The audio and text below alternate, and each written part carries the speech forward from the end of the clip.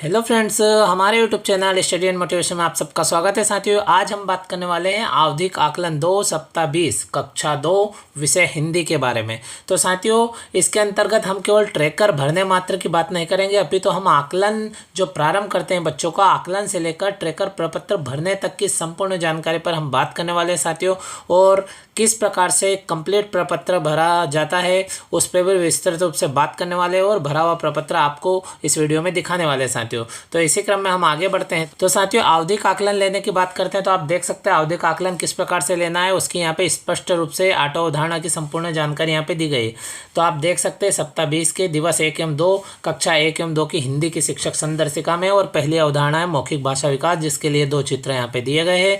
दूसरी अवधारणा है ध्वनि जागरूकता, जिसके लिए यहाँ पे आप देख सकते हैं शब्द दिए गए हैं साथियों। इसी क्रम में हम आगे बढ़ते हैं। तो जो तीसरी वाली अवधारणा है वह है शब्दांश पठन की। यहाँ पे आप देख सकते हैं, यहाँ पे ये शब्दांश दिए गए हैं, आप देख सकते हो। इसी क्रम में आप देखेंगे शब्द पठन की, तो ये शब्द पठन के लिए भी आपको यहाँ पे 12 शब्द दिए गए हैं। इसी क्रम में कहानी पठन की बात करें तो यहाँ 35 शब्द की एक कहानी दी गई है।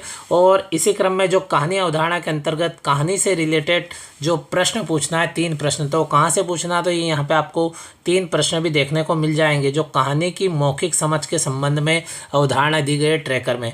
यानी ट्रैकर के हर पार्ट की जानकारी कहाँ से किस प्रकार से बच्चों से उसका आकलन करना है और किस प्रकार से हमें इसको ट्रैकर को भरना है, इस प्रकार से आप देख सकते हैं। अब शब्दांश लेखन की बात करें तो ये यहाँ पे शब्दांश दिए गए हैं। इसी क्रम में शब्द लेखन की बात करें तो ये यहाँ पे शब्द दिए गए हैं।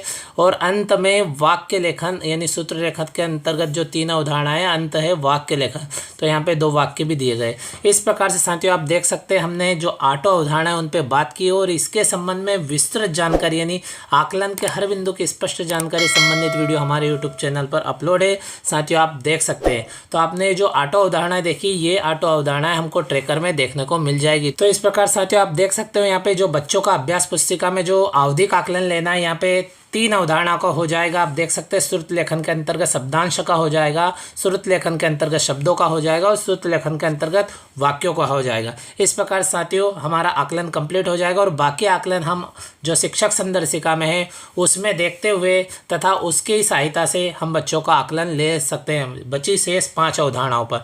और इस प्रकार साथियों आप देखेंगे तो यहाँ पे लिखा हुआ कि आकलन के आधार पर आगामी प्राथमिकता, यानी जो बच्चे का आकलन लिया उस आकलन के आधार पर जो आगामी प्राथमिकता यहाँ पे लिखना है। तो इससे रिलेटेड वीडियो भी हमारे यूट्यूब चैनल पर अपलोड है साथियों, आपको मिल जाएगा इससे रिलेटेड वीडियो, तो आप चैनल को सब्सक्राइब जरूर कर लीजिएगा। तो साथियों इस प्रकार से हमारी संपूर्ण अवधारणाओं पर बात हो गई। अब हम ट्रैकर पर चलते हैं, जिसे किस प्रकार से हमें बिंदु बाय बिंदु 8 अवधारणा के अंतर्गत किस प्रकार से भरना है। साथियों आप स्क्रीन पर देख सकते हैं आवधिक आकलन 2 यानी हिंदी विषय की यह ट्रैकर शीट है और आप स्क्रीन पे देख सकते हैं कक्षा 2 की हिंदी विषय की सीट है जो आपको एकदम भरी हुई शीट दिखाई दे रही है साथियों। और यहाँ की हम बात करें तो सामान्य से जानकारी ऊपर वो आप फिल कर लेंगे, जिसमें जिले का नाम, स्कूल का नाम, ब्लॉक और यू डाइस यानी विद्यालय का डाइस कोड, इस प्रकार से ऊपर की जानकारी फिल हो जाएगी। और यहाँ की बात करें तो विद्यार्थी का नाम हो जाएगा, प्रवेश पंजी क्रमांक और माता पिता का नाम, इस प्रकार से बच्चे से रिलेटेड जानकारी बिंदुवार कॉलमवार हम अंकित कर देंगे। फिर इस प्रकार साथियों अब हम अवधारणाओं पर बात कर लेते हैं ताकि पत्रक को स्क्रीन पे बड़ा कर ले ताकि स्पष्ट रूप से समझ में आ जाए साथियों आपको। तो आप देख सकते हो साथियों, उससे पहले आप ऊपर देखेंगे तो इससे संबंधित निर्देश भी दिया गया है। तो साथियों पहले नंबर पे जिस बालक का नाम भरेंगे उसकी जो मौखिक अवधारणा है वो हमको शिक्षक संदर्शिका से देखते हुए यानी 2 चित्र है उनको दिखाते हुए हमको इसको फिल करना है। अब यहाँ पे लिखा है कि कुछ नहीं बोला, तो इसके संबंध में भी वहाँ पे स्पष्ट दिया गया है कि कुछ नहीं बोला के अंतर्गत कौन से बच्चे का जवाब आएगा। चित्र से नहीं जुड़ पाया, इसके अंतर्गत बच्चे का जो जवाब होगा वो किस प्रकार से आएगा। और पूरे वाक्य में चित्र से जुड़ा, इसके संदर्भ में भी वहाँ पे व्याख्या दी गई है। तो साथियों ये बच्चा चित्र से जुड़ गया था, इसलिए हमने इसको तीसरे कॉलम में राइट का निशान लगा दिया। दूसरे नंबर का बच्चा भी जुड़ गया था, फिर तीसरे नंबर का बच्चा चित्र से नहीं जुड़ा तो इस पर निशान लगा दिया। और यदि बालक कुछ नहीं बोलता है तो हमको फर्स्ट वाले कॉलम में निशान लगाना है, यानी इन तीनों कॉलमों से किसी एक कॉलम में जहाँ तक बच्चे की जो दक्षता विकसित हुई है उस कॉलम पे हमें राइट का निशान लगाना है। इसी क्रम में साथियों आप यहाँ पे देखेंगे तो ध्वनि जागरूकता, यहाँ पे ध्वनि जागरूकता की साथियों हम बात करेंगे तो इसके अंतर्गत आप देख सकते हैं कि शब्दों में सही बताई गई आवाज़ों की संख्या। तो साथियों वहाँ पे शब्द दिए गए हैं जो अभी हमने देखे ध्वनि जागरूकता के अंतर्गत, उन शब्दों में से बच्चे जितने शब्दों का सही जवाब दे रहा है यानी जितने शब्दों को स्पष्ट रूप से बताता है उन शब्दों की संख्या हमें यहाँ पे लिखनी है। तो पहले ने 4 बताए और अगले ने 2 बताए, इस प्रकार से हमको वहाँ पे दिया गया है कि कितने शब्द पूछना है, उस हिसाब से यानी हमें 4 शब्द पूछना है, 4 में से कितने के जवाब दिए वो यहाँ पे अंकित करना है। इसी क्रम में साथियों शब्दांश एवं शब्द पठन के कॉलम में हम देखेंगे तो आप देख सकते हो शब्दांश में 9 दिए गए हैं और कुल शब्द की संख्या यहाँ पे 12 दी गई। तो 9 शब्दांश में से बच्चे के द्वारा जितने शब्दांश पढ़े जाए उसकी संख्या लिखना है। तो पहले बच्चे ने 7 सही पढ़े तो 7 लिख दिया, दूसरे ने 5 सही पढ़े इसलिए 5 लिख दिया। इस प्रकार क्रम बाय क्रम हमको बच्चों की जो जवाबों की संख्या है वो यहाँ पे नोट करते जाना है। इसी प्रकार 12 शब्द में से बच्चे के द्वारा कुल सही पढ़े गए शब्दों की संख्या हमें यहाँ पे लिखना है। पहले बच्चे ने 9 पढ़े तो 9, दूसरे ने 5, तीसरे ने 3, चौथे ने 5। इस प्रकार से जो पांचवा बच्चा है उसने 11 सही पढ़े। इस प्रकार से बच्चे के द्वारा जो सही पढ़े गए शब्द की संख्या लिख देंगे। इसी क्रम में कहानी पठन की बात करें तो आप कहानी देख लीजिएगा, शिक्षक संदर्शिका में जो दी अभी हमने बात की उसमें कुल 35 शब्द है। आप गिनेंगे तो आपको स्पष्ट हो जाएगा। उन 35 शब्दों में से यहाँ पे आप देखेंगे तो कुल शब्द जिन्हें पढ़ने की कोशिश की, तो बच्चे के द्वारा जो बच्चा है उसके द्वारा कितने शब्दों पर कोशिश की गई। तो पहला बच्चा उसने 35 ही शब्दों को पढ़ने का प्रयास किया। आगे दिया गया है कि सही पढ़े गए शब्द, तो यहाँ पे 35 पढ़ने का प्रयास किया तो 27 सही पढ़े। इसी क्रम में दूसरे बच्चे के द्वारा 21 पढ़े गए किंतु उसमें 17 सही पढ़े। इसी प्रकार अगले बच्चे तीसरे के द्वारा 11 शब्द पढ़े जिनमें से सही शब्द 6 थे। इस प्रकार साथियों पहले नंबर पे बच्चे के द्वारा जितने शब्दों को यानी कहानी में दिए गए जितने शब्दों को पढ़ने का प्रयास किया वो लिखना है और दूसरे नंबर पे हमको जो सही पढ़े गए उनको लिखना है। इसी क्रम में साथियों कहानी पढ़कर समझना यानी जो कहानी है ये कहानी बच्चा पढ़ लेता है तो उससे रिलेटेड हमको 3 प्रश्न दिए गए हैं जिस पे अभी हमने बात की साथियों। तो कहानी पढ़कर समझना यानी कितना समझा है उसके लिए यहाँ पे देख सकते हो आप पूछे गए प्रश्न की संख्या 3 यानी 3 प्रश्न है। तीनों प्रश्न बच्चे से पूछना है। हो सकता है कि बच्चा पहले का जवाब ना दे पाए, दूसरा का दे दे, दूसरे पहले और दूसरे का ना दे पाए, तीसरे का दे दे, इसलिए तीनों प्रश्न पूछने का प्रयास करना है। और तीनों प्रश्न हर बच्चे से हमने पूछे साथियों, आप देख सकते हो।